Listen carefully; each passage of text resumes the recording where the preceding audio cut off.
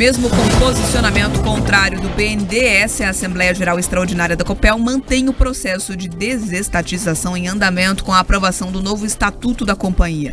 Então, essa definição abre caminho para o processo de transformação da estatal em uma corporação. Com isso, o próximo passo deve ser a confirmação da privatização. O encontro que reuniu acionistas da Companhia de Energia do Paraná aconteceu na segunda. A ata sobre todos os temas tratados na reunião só foi publicada ontem. O novo Estatuto da Copel contempla, entre outros pontos, a permissão para o Conselho de Administração aprovar o aumento do capital social, ou seja, que a companhia possa emitir novas ações ordinárias na Bolsa de Valores. Os acionistas também aprovaram a criação e emissão de ação preferencial de classe especial do governo do estado, condicionada à liquidação da potencial oferta e consequente transformação da Copel em corporação. Durante a Assembleia, a Copel atendeu ao pedido feito pelo Banco Nacional de Desenvolvimento Econômico Social, o BNDES, e acabou adiando a votação de alguns itens da pauta que previam a entrada da Copel no novo mercado da B3, a Bolsa de Valores de São Paulo, e a conversão de ações preferenciais em ações ordinárias. O BNDES é o segundo maior acionista da companhia, com quase 24% das ações da empresa. O pedido de retirada de pauta se deu porque o órgão federal entende que os itens envolveriam pontos que afetam diretamente o poder de voto deles e também do governo do Paraná, que hoje é o maior acionista, com 31% de participação. Quem também participou da Assembleia da Copel foi o deputado Arilson Chiorato, do PT. O deputado que é contra a privatização da empresa chegou a comprar ações no início desse mês para acompanhar de perto a reunião. Apesar do novo estatuto ter sido aprovado, o político petista acredita que a privatização da companhia ainda possa ser revertida. A confiança do parlamentar vem da ação direta de inconstitucionalidade, a ADI protocolada pelo PT no STF, pedindo a suspensão do processo. A gente está no caminho correto, estou muito confiante na expectativa da SADIM e acho que a gente vai conseguir, no final, vencer essa batalha. Está normal a situação. Eu digo assim, a gente estava perdendo de 10-0, ontem a gente conseguiu fazer alguns gols, estamos perdendo um pouco ainda, mas diminui a diferença e a gente vai empatar esse jogo e, apesar da Copel, nos 45 do segundo tempo, da direção da Copel, nós vamos virar esse jogo.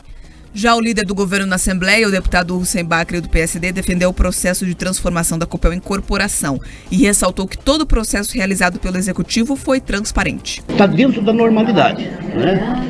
A Copel corria sério risco, se não fizesse esse movimento, de perder força no mercado. Ela continua sendo grande parte do Estado. Agora, os movimentos vão acontecer. Ontem nós tivemos essa Assembleia, houve um movimento político, nós não podemos negar, o BNDES é comandado pela área federal e fez um movimento para cobrar alguns fatores que eles entendem ser passível disso. A decisão vai caber agora ao Tribunal de Contas da União e vai caber também ao Ministério de Minas e Energias. Nós estamos muito otimistas porque o processo da Copel foi feito dentro da legalidade, foi feito dentro da questão técnica, né, sem nenhum componente político, e é importante para o Paraná. A aprovação da reforma do Estatuto Social da Copel, com as principais mudanças votadas pelos acionistas, já foi oficialmente divulgada por meio de um comunicado ao mercado. A gente vê aí uma discussão bem política em cima dessa privatização da Companhia de Energia Elétrica do Paraná. Debates que têm se tornado aí intensos, inclusive na Assembleia Legislativa, entre oposição e situação. Muito parecido para mim, Pedroso, com o que a gente viu durante as discussões do pedágio, a concessão das rodovias aqui no Paraná. A gente via essa politização em torno do tema e, inclusive, com os mesmos protagonistas, né? A gente vê a base do governo e o Arilson Chiorato também se utilizando desse tema para ir aí em busca de pautas que envolvam os conceitos e ideologias dele e também do partido. Eu diria que o Arilson Chiorato praticamente esqueceu o assunto pedágio. Agora a gente vê todos os dias ele tweetando, mandando alguma mensagem, algum release envolvendo a privatização da Copel e batendo contra. Olha só. Esse é o tipo de novela que parece aquele folhetim requentado, sabe? Você percebe ali que o enredo é muito parecido, os atores são os mesmos e no final o desfecho tende a ser parecido. Vamos lá. Nós antecipamos aqui no Jornal da Manhã que a tendência era justamente essa, que o processo ali, que essa reunião, ela levaria à aprovação daquilo que a companhia estava propondo, que é justamente essa diluição do controle acionário e que você não tivesse mais o Estado como um controlador, que você tivesse esse modelo de corporação aprovado. Foi o que aconteceu. Você tem ali algumas pequenas alterações a pedido do BNDES, mas o cronograma de votação, o cronograma que tem ali proposto pela direção da Copel e justamente aprovado, né, autorizado pelos deputados estaduais, está acontecendo. O que é importante que a gente mantenha muito claro aqui?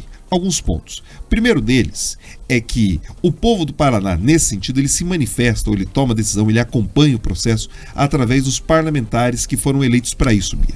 Muita gente olha a Assembleia Legislativa, não gosta do que vê, outros ficam até meio embrulhados no estômago quando percebe o comportamento de alguns deputados, mas muitos deputados ali são altamente qualificados e eles foram eleitos para decidir sobre esses temas e eles decidiram. Então essa insistência, muitas vezes, que algumas forças políticas têm em tentar um terceiro turno de votação, em tentar ali um tapetão, buscando no judiciário, acaba sim enfraquecendo o legislativo. Então, muito parlamentar que reclama do enfraquecimento do legislativo tem que talvez colocar ali a mão na consciência, se olhar no espelho e perceber se ele não contribui para justamente esse enfraquecimento ou essa descredibilidade. Porque é isso, os deputados votam, autorizam, participam, debatem um assunto e daí daqui a pouco percebe que tudo aquilo é melado pela justiça. Então essa é a primeira reflexão.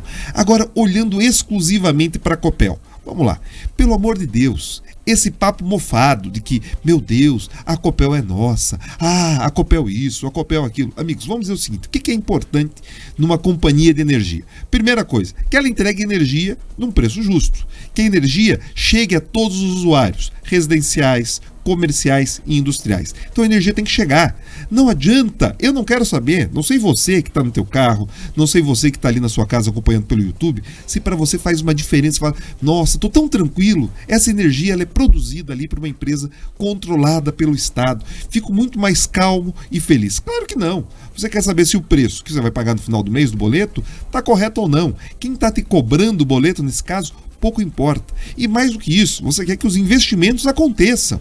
Muitas vezes, e pessoas podem lembrar aqui no passado, uma maior instabilidade energética, né? A luz ficava caindo, você não tinha certeza ali se as coisas iriam funcionar, e aos poucos as coisas vêm melhorando, justamente por investimentos feitos ali na Copel. O que acontece? O governo do Estado fez uma reflexão, ele entendeu o seguinte, não faz sentido que o governo controle isso, nós temos algumas dificuldades para continuar investindo na Copel, a Copel ela não pode ficar ali se deteriorar, ela não pode ficar para trás, não pode ficar obsoleta. Então é isso. Então, para que o ritmo de investimentos continue, ela precisa sim ter uma maior participação de agentes privados. Então a gente quer captar mais dinheiro, colocando mais ações no mercado, e o que vai possibilitar que a Copel se modernize. Existe inclusive uma expectativa de que o valor hoje estimado das ações do bloco acionário do governo, que está ali perto dos 30%, depois da capitalização e com a valorização da companhia, a mesma quantidade de ações que o governo continuará ali detentor, valerá mais, ou seja, o patrimônio também vai subir. Então, na prática, o que a gente está acompanhando, como a Beatriz bem frisou, parece aquele debate do pedágio. Ele ainda vai se estender. Nós trouxemos aqui, inclusive, em primeira mão no Grupo RIC, o documento da decisão do Barroso sobre o assunto. Ele analisou a forma e não o mérito, disse que não tinha justificativa a tutela ali antecipada, mas ainda assim o caso, né, o mérito será analisado. Então a gente pode esperar mais alguns capítulos dessa novela, mas provavelmente o desfecho de tudo isso vai ser parecido com o pedágio. O pessoal se debateu, né, xingou, gritou, mas no final, Bia, o processo avançou. A única coisa que todos nós lamentamos é que o Estado acaba perdendo tempo com tudo isso. No caso dos pedágios, a gente já poderia talvez ter ali parte das concessões muito mais avançadas se não fosse esse eterno espernear de alguns parlamentares.